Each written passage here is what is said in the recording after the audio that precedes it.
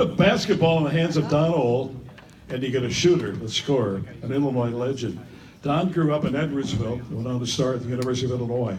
He was an All Big Ten player in 1957 and 58, and also an All-American in 1958. He averaged 20 points a game for the Illini. He was drafted by Philadelphia, but never played for them. I'll have to find out why. But instead, he played for Peoria in the AAU ball. Once again, he was an All-American. Then he began a 10-year career in the NBA in 1960 with the Detroit Pistons. He averaged over 13 points a game as a rookie. In 1964, he was involved in a mega trade, one of the largest in NBA history, and went to Baltimore. And his career really took off there with the Bullets. He was the Bullets MVP in 1965 and 1966. In the 1965 playoffs, he helped the Bullets eliminate the St. Louis Hawks in 4 games. And in the Western Conference Finals, Ohl and future Hall of Famer Jerry West were locked into a tense shootout. The Lakers eventually won the series, but in 10 postseason games that year, Don Ohl averaged 26 points a game. Ironically, he was also part of the St. Louis Hawks. He was traded to the Hawks in the middle of the 1968 season, and those of you who know the history of the Hawks know that was the last year here. He played 31 games in the final season before the Hawks moved to Atlanta. In the NBA regular season playoffs, this guy scored 12,344 points, and that was without the three-point line.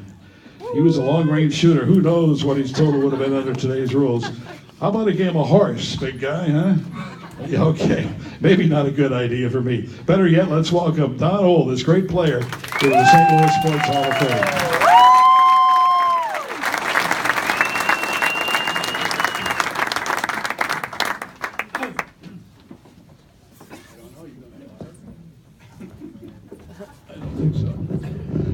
No horse, huh? I noticed you alluded to my hair. I sort of like it. Well, you know, you had a nickname when you played in the NBA. What was that nickname? Waxy. Pull the microphone so you can hear. Waxy. Waxy. I had hair back here and over here. Well, it was a flat top, right? It was flat on top, long on the side. Well, see, I'm from Highland, which is about 10 miles or so from Edwardsville. When I was in high school, we used to have to drive to Edwardsville to the barber to get our hair cut because there was a guy there that did flat tops. Chester? You could, I don't remember his name, but probably was it. You could put a board on your head, but you had to use that wax. Exactly. Yeah, that pink wax. It used to come in a jar and you put it on there. Butch, I think they call it. Butch, yeah, that's what they call it. We're going pretty far back. Yes, we are going pretty far back. We are going pretty far back. You know, I mentioned the three-point line. How many more points do you think you'd have scored with it? I think 4 or 5 points a game higher, probably. 4 or 5 points a game, yeah. Yeah, Because you were pretty much a long-range shooter, right? Yeah, we didn't shoot it because we could, we tried to get a better shot. But yeah, at the three-point line in there, we would have certainly taken advantage of it. Manny would agree with that. Yeah. That's changed the game for the better or for the worse? I don't like it. No. I tell you what, it's taken the big man out of the game. Maybe the three-point in the last 2 or 3 minutes, that makes sense to me. But the whole game has changed, and the inside game has really deteriorated, I think. The game seems to be much more physical too. Yeah, I think so. But I remember, Wilton, and it got a little rough in there at times. Well, he was only 7'1" for God's sake. And whenever he went up to dunk one, you got the hell out from underneath the basket. I loved him though; he was a great guy. That ball came through the hoop pretty fast, huh? Yes. I have to tell you the story, if you permit me. Sure. You mentioned the thing I had with Jerry West. It was in the playoffs, and we were playing in Baltimore, and for some reason they thought my peers thought I could play defense well, so I always got West and Oscar. No. Took 3 years off of my career. But anyway, we played the first game there, and I was guarding West, of course, like I always did, and we got done and went into the locker room, and I said, because I worked my butt off, I said, how many did West get tonight? They said, 51.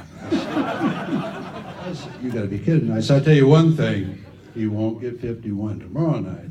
So we played the next night. We go out, play, we go in the locker room, and I said, how many did Wes get? He didn't get 51, did he? He said, no, he got 53.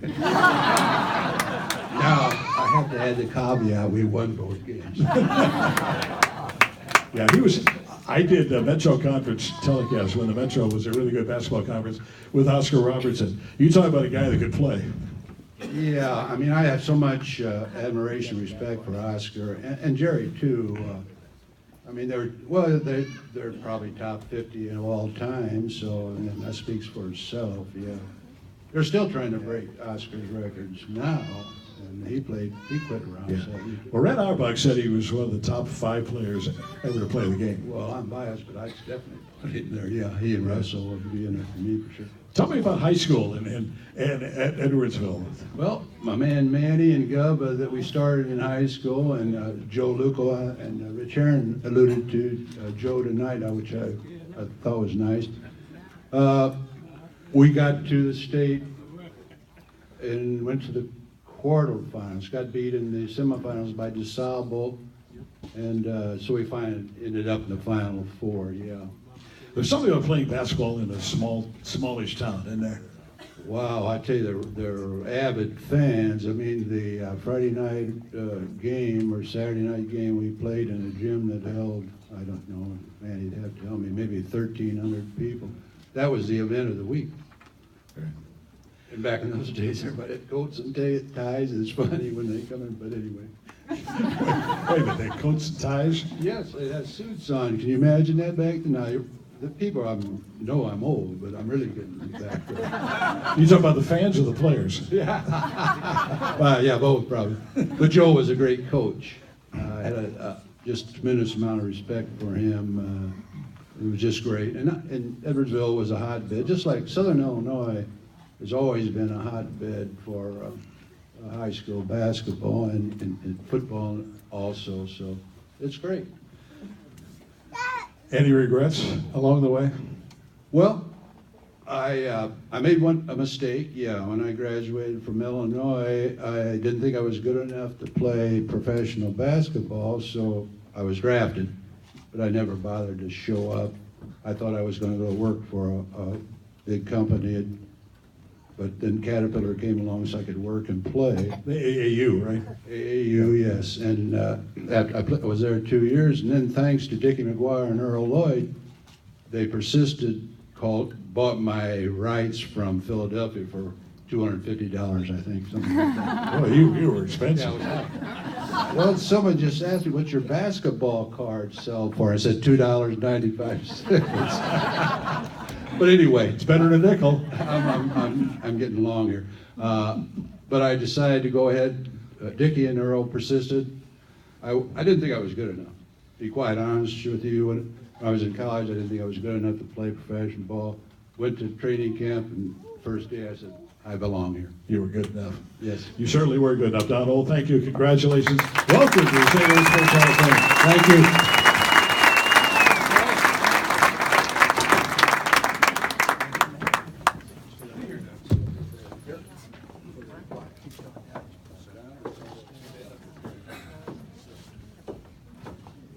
As we get this picture, Ron brought up the basketball card. There it is. $8.95. Oh. I got the letter along with Clear sent me. I think they paid $250. There you go. Congratulations. Here, let's. I don't know. There you go.